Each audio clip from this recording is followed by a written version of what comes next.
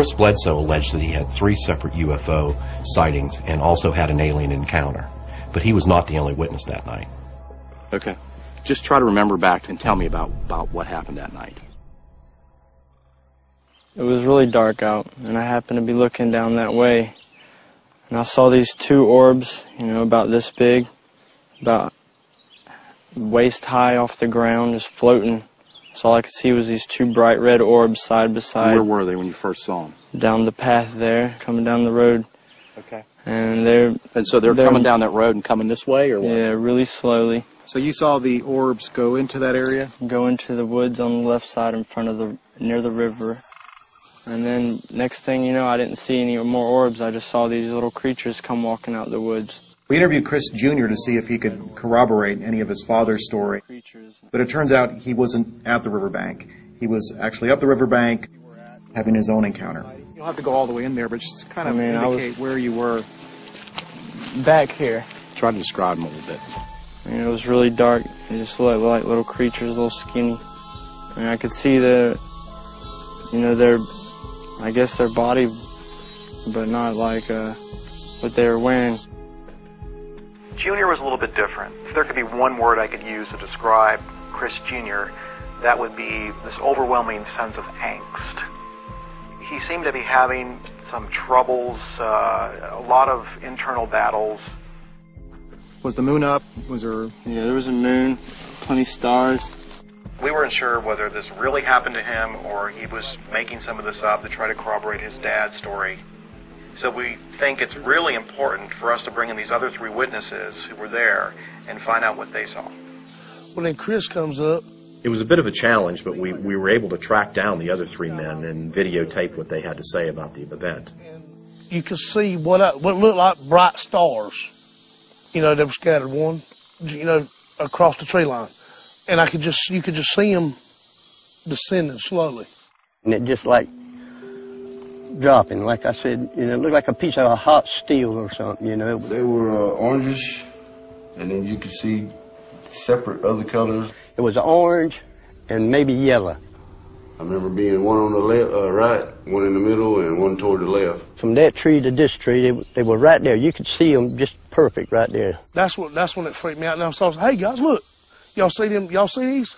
I got so paranoid I opened my pocket knife. And that's when the panic set in. There wasn't nothing normal about it. What if someone was to say, "Look, all you guys saw was some flares"? I'd call them a lie.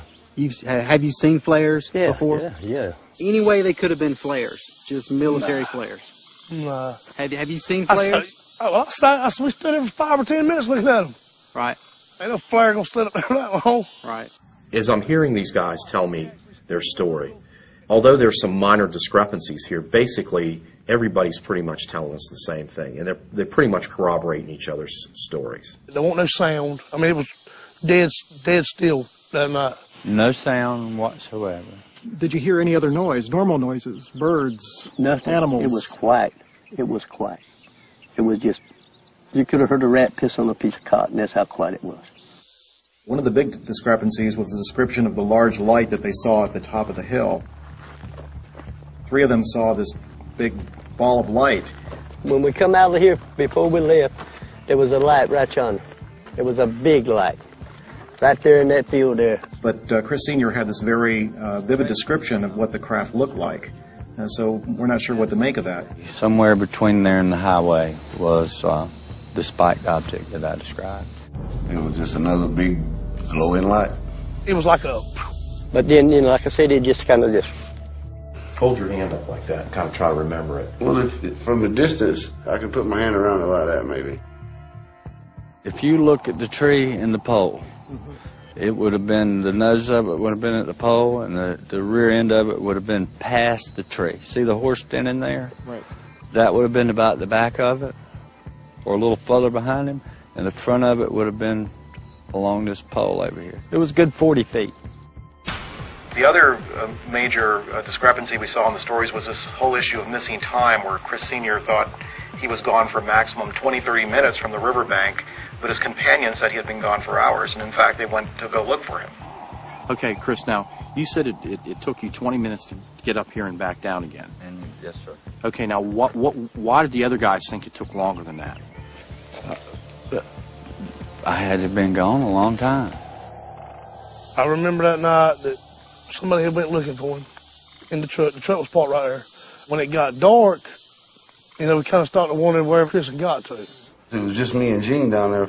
Donnie went up the hill to get Chris so he didn't have to walk back or whatever. Went around there, hey, where you at? All of them said they drove up to the road at the end and drove back. And I know they left because they said they did, and the truck was moved. At some point, those guys said that they came up the road and went up there, turned around, and went back. You're standing here the whole time. Yes, sir. How could they get past you without you seeing them and them not seeing you? There's no way. Did anybody tell you how much time had passed? 3 or 4 hours. They thought you were gone for 3 or 4 hours. Yes, sir. In a case like this where there's time missing, he tells me he can't remember. He tries to remember, he thinks about it, he gets these severe smashing headaches, and he can't remember what happened up there. So at the time, you didn't think it was strange that when you got here, it was just getting dark, and when you got back, it was very dark. That didn't strike you as strange or odd? I have a missing spot in my brain, and I've told Richard this time and again. I have a wall. I want to know what happened there. I'm lost for time at that point. I feel for him. I feel sorry for him because I can see that he's really struggling with something. But I know that's something that we probably could explore with some psychological help. Now that we've finished interviewing the other witnesses, and we've pretty much gone as far as we can with them, we want to go back and focus on Chris Bledsoe because that's where we think we're going to find our answers.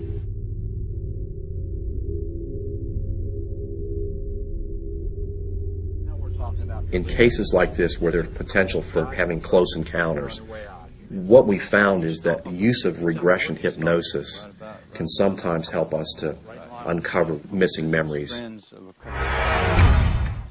The rear end of it would have been past. Chris Sr. just seems to be really well known within that community. He's a prominent businessman, makes him a credible witness.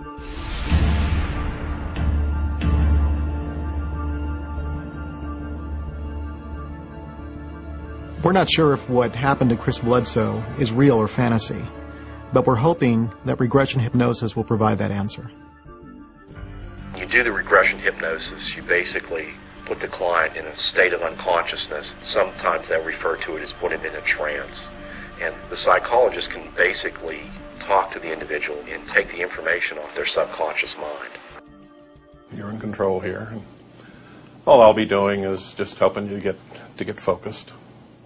Dr. Michael O'Connell is a Harvard-trained psychologist. He's got 15 years' experience, and he's probably done a regression hypnosis on somewhere around 250 individuals, and we are very lucky to have him. Yes. You're okay. You're okay. The regression hypnosis took place on July 14, 2008, and we videotaped it.